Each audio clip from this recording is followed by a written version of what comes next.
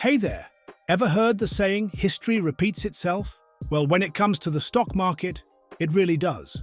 Every few decades, investors convince themselves that this time it's different, but it almost never is. And those four words? According to legendary investor John Templeton, they're the most expensive words in the English language. Today, we're going to talk about a forgotten market bubble that almost no one talks about anymore. One that looks disturbingly similar to what's happening right now. It's not the dot-com bubble, not even the 2008 crisis. We're going back to the 1970s Nifty 50 bubble, when the world believed some companies were too good to fail. Spoiler, they weren't. The beginning of the boom. It all started in the late 1960s. The US had just experienced 20 straight years of post-war growth. Factories were booming, suburbs were spreading, people had jobs, cars, and optimism. The stock market had climbed more than 350% since World War II. And during this golden age, a new kind of investing became popular, something called one-decision stocks. The idea was simple. Find companies so powerful and dominant that the only decision you need to make is to buy them. Selling? That was for amateurs. These stocks became known as the Nifty 50, and they included giants like Coca-Cola, McDonald's, Polaroid, and American Express.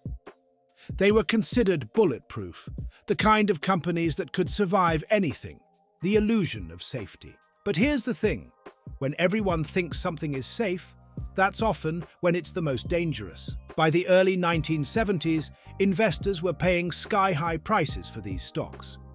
The average stock in the market traded at a PE ratio of about 15. But the Nifty 50, they were trading at 40, 50, even 90 times earnings. Coca-Cola, 46 times earnings. McDonald's, 86 times. Polaroid, 90 times. They were priced as if gravity didn't exist on Wall Street. In fact, at their peak, the Nifty 50 made up nearly half of the entire US stock market's value. The crash. Then came 1973 and 1974, and reality hit hard.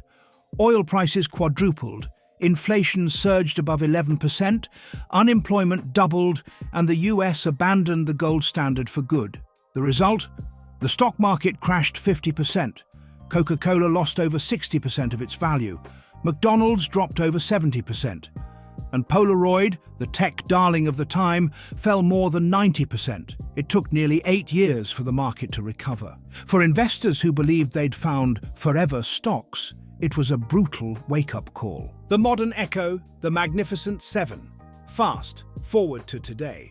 In 1972, the Nifty 50 made up around 45% of the US stock market. Today, just 7 companies, Apple, Microsoft, Amazon, Google, Meta, Tesla, and Nvidia, make up 36% of the S&P 500. Sound familiar? They're innovative, dominant, and incredibly profitable. But so were Xerox, Avon, and Polaroid back in the 70s, and their valuations. Apple, 37 times earnings. Microsoft, 38 times. Nvidia, 50 times. Tesla, 247 times.